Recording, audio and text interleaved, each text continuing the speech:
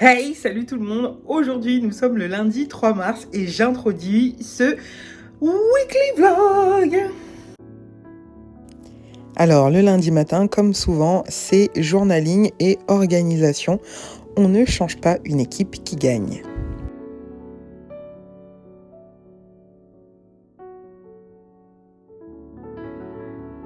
Puis, comme souvent sur Instagram, je vous ai montré mon look du jour et je voulais vous le montrer à vous aussi sur YouTube parce que je me trouvais beaucoup trop mimi dans tout ce rose. Oui!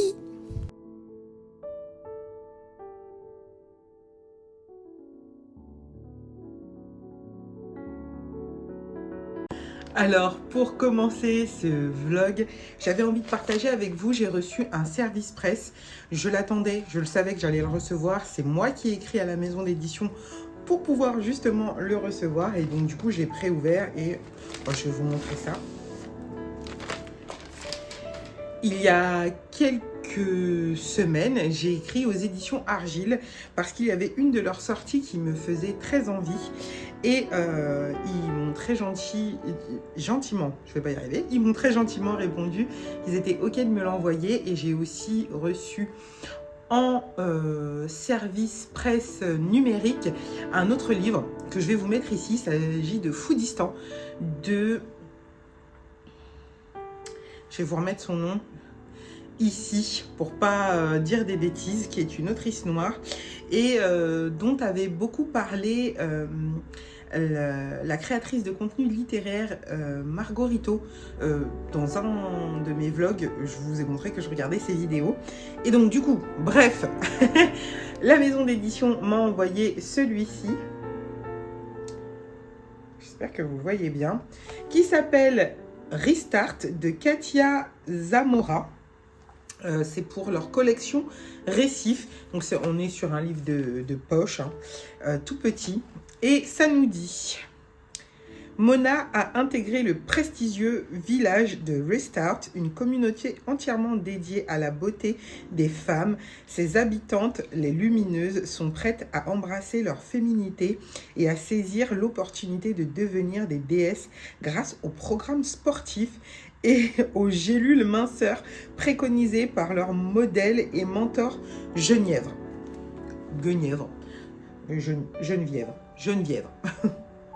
Geneviève, plutôt. Je vais pas y arriver. Donc, il a l'air trop intéressant. C'est une thématique qui m'intéresse beaucoup. Donc, du coup, voilà. Puis cette année, comme l'année dernière, eh ben, je m'offre un bouquet de fleurs tous les mois. Donc le voici, magnifique. Marvin fait la sieste et je vous montre comment je l'ai divisé. Trop cute, j'adore. Puis c'était le moment du goûter avec Madeleine Miller. Mon petit Marvin avait très envie d'aller se balader, donc nous sommes sortis en soirée. Il adore prendre le train, le bus. J'avais envie de partager ça avec vous. On a eu un magnifique coucher de soleil avec une lune qui s'est levée, mais incroyable. J'adore ces petits moments avec lui que je devrais faire beaucoup plus souvent. Bien sûr, parc à jeux obligatoire, même en début de soirée. C'est bien mon chat.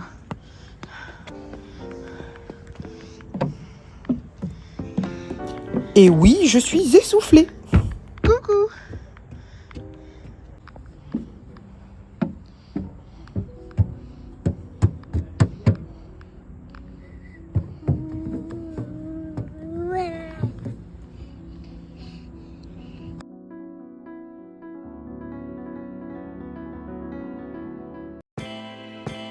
Puis le mardi est très vite arrivé et je n'ai pas vu passer cette journée. Mais en fin de journée, c'est toujours le boxon parce qu'on est rentré, sorti. Donc le sol est plein de jouets, de poussière et de trucs que je ne saurais qualifier. Donc un petit coup de balai et un petit peu de rangement, ce n'était absolument pas du luxe. Et oui, c'est aussi ça la vie de maman. Alors, je vous reprends face cam parce que j'ai reçu un colis de la marque Source Grain. J'adore cette boutique. Je trouve ça trop cool. J'adore leur application et j'adore leurs produits. Donc, je me suis passé une petite commande et j'avais envie de la déballer avec vous. Je trouve ça toujours sympa. Le mois dernier, j'avais déjà passé une commande chez eux. Une commande un peu spéciale, mais je vous en parle tout de suite. Bref, du coup, donc, vous avez la petite facture avec votre adresse et le bon de retour, au cas où ça ne vous convienne pas. Hein.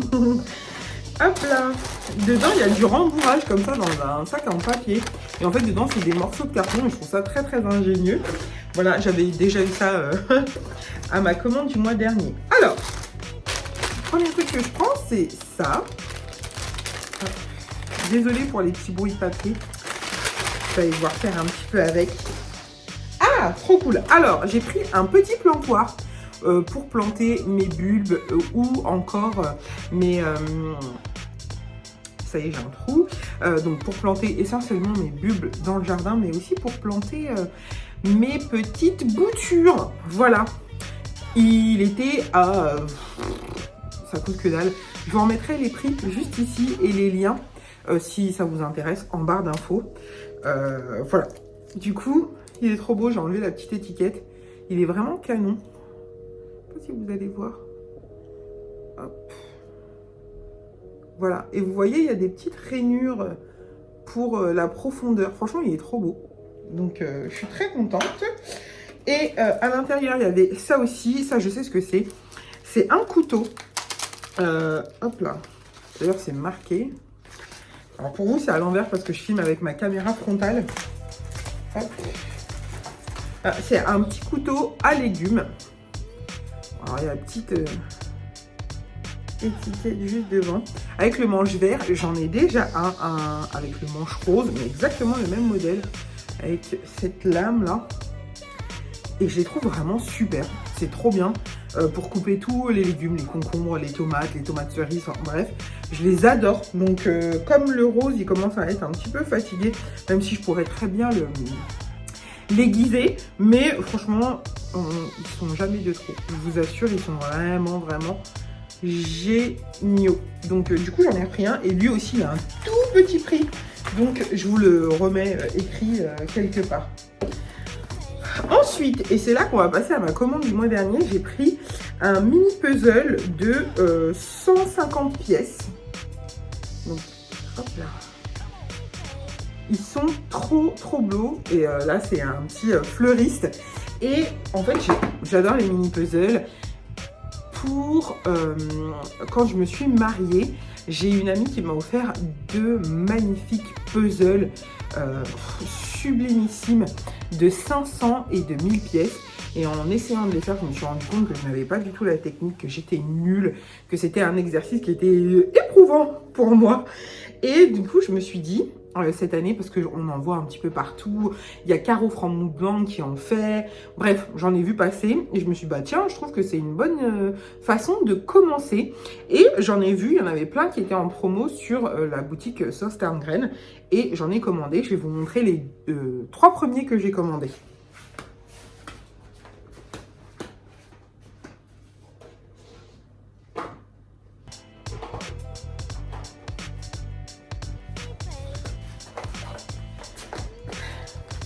Donc le mois dernier, j'ai passé une petite commande juste pour ça. Donc j'ai pris ce premier mini puzzle. J'espère que vous le voyez bien. J'ai l'impression que oui. Et il est en forme circulaire et je trouve ça génial. Et on s'est amusé à les faire en famille. C'est vraiment super sympa. Celui-ci, il est plus difficile que ce même petit format rond et circulaire. Vraiment, il est canon. Il fait partie de mes chouchous, celui-là. Je l'ai fait plusieurs fois. Et alors, mon préféré, donc ça, c'est des 31 pièces. Ils ont 31 pièces dedans. Donc, ça s'ouvre comme une petite boîte d'allumettes avec les pièces à l'intérieur. Voilà. Et mon préféré, c'est celui-ci. Il est magnifique. Je vous remettrai une photo du motif. Parce que du coup, j'en ai parlé sur Instagram. Et celui-ci a 36 pièces. Et hop là. Bon, si je commence déjà en perte, ça va pas le faire. Mais voilà. Et il est incroyable. Et je l'ai fait, refait. Et je l'adore. Et ça commençait à manquer. J'avais besoin d'un autre motif. Et c'est pour ça que quand j'ai refait une commande sur la boutique, j'ai pris celui-ci. Il est vraiment trop beau. Et là, on passe un step puisqu'il a 150 pièces. Voilà, les pièces sont assez petites, contrairement à celui que je viens de vous montrer. Hop là. Donc, c'est dans un petit sachet. Oh, la boîte est vraiment... c'est vraiment... je vous montre. C'est trop kiki, quoi. Hop là. C'est trop kiki. Donc, dans un petit sachet... c'est collé. Oula. C'est bien collé. Hop là. Hop.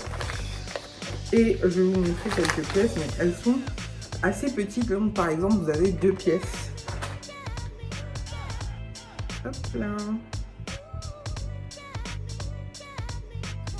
Vraiment trop chou. J'ai hâte de le faire. Je vous montrerai certainement sur Instagram et TikTok, mais je suis super contente de pouvoir faire ça. Et je l'ai fait avec mon fils de 10 ans. Il aime bien. C'est vraiment super cool. Donc voilà, ça. Et j'ai commandé. Alors, je me suis commandé ça. C'est une housse à la base pour les tablettes. Voilà, pour les tablettes. Mais moi, je ne l'ai pas commandé pour ça. Je l'ai commandé, elle est un peu matelassée, un peu rembourrée. Je l'ai commandé pour mettre mes livres. Voilà, quand je sors, quand je dois transporter mes livres, je me suis dit que ce serait vraiment parfait. Je crois qu'il y a plusieurs motifs. Et à la base, c'est pour ça que je l'ai commandé. Donc, on va essayer avec un format broché classique.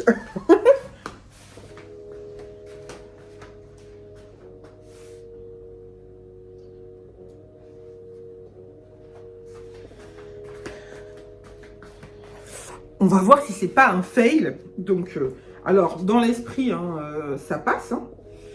Voilà. Et dans la pratique. Donc là, c'est un format broché classique, pas trop épais. Et c'est parfait. Il reste même de la place. Donc, il aurait pu être un petit peu plus large, un petit peu plus grand. Donc, je suis trop contente. C'est une astuce. Alors, je trouve que le travail des nanas qui font des housses comme ça pour les livres est incroyable, surtout les artisanes sur Etsy, etc. Mais c'est quand même un budget, on va pas se le cacher. Le fait main, ça coûte cher, c'est normal, c'est du temps, c'est des matériaux de meilleure qualité, etc. Donc, l'alternative, eh ben, système D, c'est d'avoir des housses à tablette. Et vous avez vu, franchement, ça fait le job. Votre livre, ça sera protégé. Donc, voilà. Et ben, c'est tout pour ce petit haul super sympa sauce Tarn-Graine. J'espère que ça vous a plu. Et j'ai dit que je vous laissais, mais c'est pour vous montrer que ça marche aussi avec un relier. Alors, j'ai un relier collector. Ça fait partie de mes nouveaux achats. Donc, vous avez une partie de mon book haul, une partie pour le mois de février et ça pour le mois de mars. Mais avec un relier collector. Donc, ça, c'est un Talix. Et ça passe aussi. Voilà. Et il n'est pas serré, à part un peu sur le haut parce que ça prend la largeur. Mais ça passe aussi. Donc, je dis ça, je dis rien. Et comme hier, j'ai adoré mon goûter, je suis partie réacheter des raisins délicieux. Et le soir venu, j'ai essayé de lire un petit peu, mais comme vous le voyez, c'est compliqué, mais j'ai réussi quand même.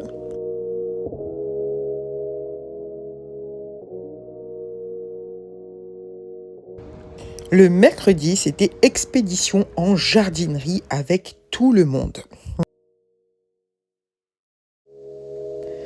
Vous pouvez admirer le petit coin fleurs coupées, fleuriste aussi. Vous pouvez demander à vous faire des bouquets. C'est une jardinerie, somme toute, des plus classiques, juste à côté de chez moi, où ils vendent aussi de l'ameublement pour le jardin, des plantes d'intérieur, des plantes d'extérieur. Bref, tout ce qu'il vous faut pour l'extérieur, le jardin, le balcon, etc.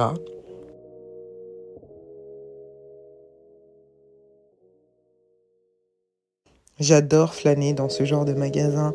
Là, on venait pour acheter, mais c'est juste tellement apaisant.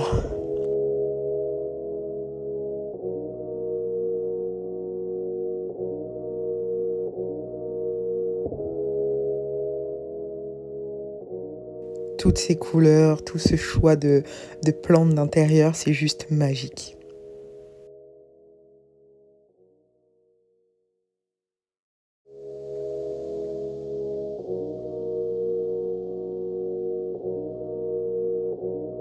Là, j'ai eu une pensée pour Océane qui participe à notre challenge littéraire, le Season Book Challenge, qui adore les plantes carnivores.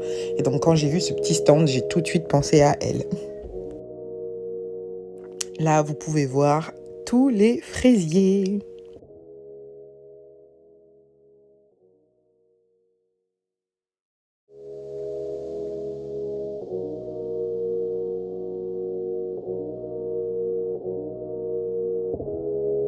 Après cette petite balade et ma poussette campanule, nous sommes rentrés juste à temps pour admirer le coucher de soleil magnifique. Un petit haul s'impose, j'ai craqué pour des chrysanthèmes de variétés différentes que j'adore et je les ai pris parce que dans chaque pot il y a 3 pieds. J'ai aussi craqué pour les campanules que vous avez vues dans la poussette et un coléus et des racines nues de pavot d'Orient. Je continue ma lecture de féminisme et pop culture que j'adore. Je pense craquer pour l'autre livre de l'autrice qui s'appelle Selfie.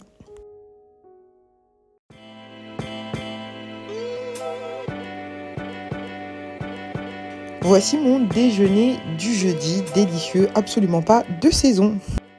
Alors, je viens vous faire un petit aparté pendant ce vlog pour vous parler de mes lectures de ce début de mois de mars, de la première quinzaine du mois de mars.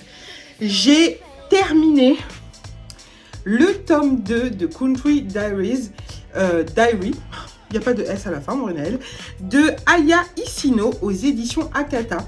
J'ai lu le premier tome le mois dernier et je termine et conclue cette saga avec ce dernier tome. Tome 2, c'est une saga en 2 tomes, c'est une duologie et ce fut un moment cocooning. On va y suivre 2 jeunes hommes, un qui est professeur mais qui a acheté une maison en banlieue, en périphérie de Tokyo et qui a décidé de se mettre au jardinage, voire presque à l'agriculture, et un autre jeune homme qui lui est doué de ses mains, il est menuisier et il va retaper la maison achetée par le premier et franchement c'est juste un bonbon, c'est un cadeau. Franchement, allez-y, foncez pour cette duologie manga. C'est tellement doudou, c'est tellement doux, réconfortant, apaisant, empreint de naturalité, puisque du coup, la nature a une énorme part dans ce manga. Bref, incroyable, foncez. Le deuxième roman que j'ai terminé, ici vous voyez l'intégrale, il s'agit de Circé de Madeline Miller. Et ici aussi, ce fut un excellent moment de lecture. J'ai aimé Circé, je l'aime encore. J'avais adoré, l'année dernière, j'avais lu Galatée et j'étais tombée amoureuse de la plume de Madeline Miller. Et ben, elle ne me déçoit pas avec sa Circé. Elle est féministe, puissante, indépendante, sensible, belle, envoûtante. Mon Dieu, c'est une sorcière incroyable, vraiment. Une mère qui fait de son mieux, mais qui n'est pas parfaite, loin de là. Bref, allez-y. Je pense lire le Chant d'Achille dans le premier semestre de l'année 2025. Parce que juste, j'en veux encore, quoi. On passe donc à mes lectures en cours. Je lis en ce moment Féminisme et pop culture de Jennifer Padjami dans le cadre de la lecture commune pour le challenge de Romane qui tient le compte Le Terrier sous la Lune et le challenge s'appelle Les femmes sous la Lune. Voilà. Et je lis cet essai et il est incroyable. Nous allons bien évidemment faire le parallèle et les liens de causalité entre le féminisme et la pop culture d'aujourd'hui. Et j'adore. J'adore ce que je lis, j'adore la façon de penser de l'autrice. Mais en même temps, il n'y a rien d'étonnant. Jennifer Padjani est une femme noire, est une femme qui est née dans les mêmes années que moi. Donc, elle est née en 1988, si je ne dis pas de bêtises, je suis née en 87. Donc, nous avons les mêmes références, les mêmes codes, la même vision des choses de manière générale. En tout cas, c'est l'impression que j'en ai jusqu'ici. Et donc, je comprends ces parallèles, je comprends ces questionnements. Vraiment, je pense que quand on lit un essai, l'auteur est important parce que l'auteur va toujours transmettre sa pensée. Jennifer Padjani, dans ce livre, elle est très claire. Elle annonce la couleur dès le départ. Première page de l'introduction, elle nous dit que c'est le fil de ses pensées, c'est ce qu'elle pense. C'est voilà, elle est très très claire dans ce qu'elle dit, les références qu'elle donne, sourcées très généralement. Voilà. Et quand on connaît un peu Jennifer Padjani, on n'est pas choqué par sa façon de s'exprimer, de parler et d'écrire, du coup, parce que ça se ressemble beaucoup. Et voilà, je comprends. Dans cette lecture commune, j'ai eu parfois l'impression que je ne lisais pas le même livre que les autres, mais je pense sincèrement que le fait que ce soit une femme noire, fait que je la comprends beaucoup mieux et je pense que ça rentre en compte aussi dans le jugement et la perception qu'ont les autres participantes qui ne sont pas des femmes noires. Voilà. Ça c'est dit, je continue ma lecture avec le plus grand des plaisirs et je continue à découvrir les écrits de cette autrice incroyable. Le dernier livre dont je vais vous parler, j'ai l'impression que je suis un peu floue. Le dernier livre dont je vais vous parler, il s'agit du tome 2 de l'encyclopédie féerique d'Emily Wilde de Heather Fawcett. Et ce tome 2, il s'appelle L'Atlas des autres terres d'Emily Wilde. Je n'en suis qu'au tout début, j'ai lu que 2 chapitres, mais ce que je peux vous dire, c'est que j'étais extrêmement ravie de retrouver Emily et son collègue dans ce livre.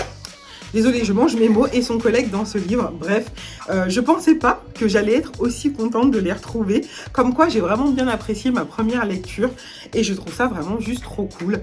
Hâte de vous en dire un petit peu plus là-dessus, mais c'était vraiment trop sympa de les retrouver. Voilà pour ce petit update lecture. Je vous laisserai, si vous voulez savoir de quoi parlent tous les livres, parce que c'est vrai que moi, du coup, je vous fais un update, mais je vous fais pas tout un résumé de livres. Je vous laisserai aller chercher de vous-même si vous êtes intéressé par les livres que j'ai pu vous dire que je lisais, que j'avais terminé pour ce mois de mars ou que j'étais en cours de lecture. Voilà, je vous fais des bisous et je vous laisse avec la suite du vlog.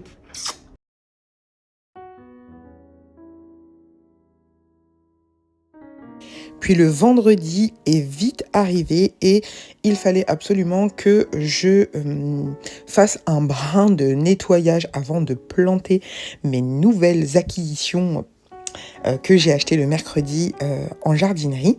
Donc du coup, un bon coup de balai s'imposait, je peux vous l'assurer. Une fois que ça a été fait, je vous montre un peu le résultat. Voilà. Je peux vous assurer que le avant-après est hyper impressionnant pour moi. Vous n'avez pas vu, mais je peux vous l'assurer. Voilà. Donc on fait un petit tour. Ici, j'ai des muscaries qui arrivent, ainsi que mon hellebore qui est en fleurs. Magnifique. J'adore. Vraiment très joli. Ici, c'était mes crocus qui ont fini de fleurir. Donc la petite potée que j'ai fait avec les fleurs achetées le mercredi. Je vous montre que mes calendulas sont toujours en fleurs et j'ai plein de myosotis qui arrivent, ainsi que des narcisses. Voilà, très joli coucher de soleil.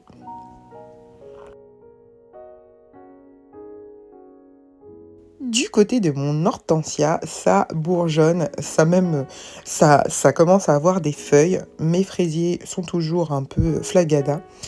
Voilà l'autre côté, donc des muscaries juste ici. Ça fait une très jolie potée. Les arpents des sorcières qui reprennent vie. L'autre petite potée que j'ai fait avec les fleurs achetées en jardinerie, ici c'est ma lavande papillon qui n'est pas en super bon état. La fin de mes cyclamènes et mon joli ici nectarinier qui bourgeonne. Les fleurs vont pas tarder à arriver. Et dans ma potée de narcisses en pot, j'ai eu que 2 fleurs cette année. Je n'ai pas planté le pavot d'Orient, je pensais les mettre dans un gros pot. Et regardez-moi ce ciel incroyable avec la lune que vous pouvez apercevoir. Marvin toujours en train de dormir en cette fin de journée. Et le 7, c'était aussi l'anniversaire de mon papa. Le samedi 8 mars, c'est la journée internationale des droits des femmes. Et je commence très bien cette journée avec Margarito et je souhaite un joyeux anniversaire à ma Priscilla d'amour.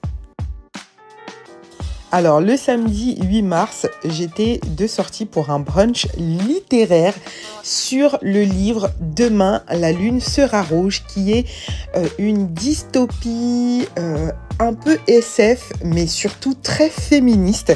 Et donc, du coup, j'ai eu la chance de pouvoir y participer, car l'autrice Nelly Sanoussi est juste incroyable. Et j'ai adoré partager mon 8 mars avec elle et toutes les femmes incroyables qui étaient au brunch. Je vous laisse avec les images de ce magnifique restaurant qui s'appelle le Valma. Nous avions une salle juste à côté de la salle principale pour nous toutes seules. C'était juste... Regardez-moi ça, comment c'est beau, comment elles sont belles. Vraiment, je remercie énormément Nelly, car ça a été un brunch hyper self-place. Vous le savez, en tant que femmes noires, nous subissons beaucoup de discrimination du fait que nous soyons femmes noires. Et moi, je le rajoute, pour moi, la grossophobie. Je me suis sentie aimée, écoutée, appréciée, valorisée, mais enfin, c'est tout ce qu'on souhaite, c'est tout ce qu'on veut, vraiment. Toutes les femmes présentes étaient incroyables.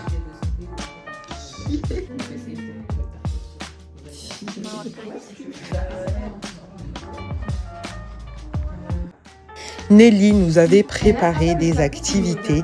Nous n'avons pas fait que manger et parler de son livre, mais nous avons pu, à notre échelle, mettre peut-être des idées en place pour un futur beaucoup plus safe place pour les femmes de manière générale.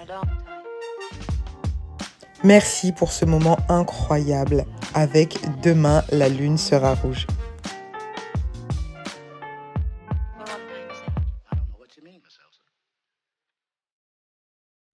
Le dimanche s'est doucement installé. Premier latte matcha fait maison et goûté avec un manga. Je vous laisse sur ces images et je vous souhaite une très belle journée. Plein de bisous.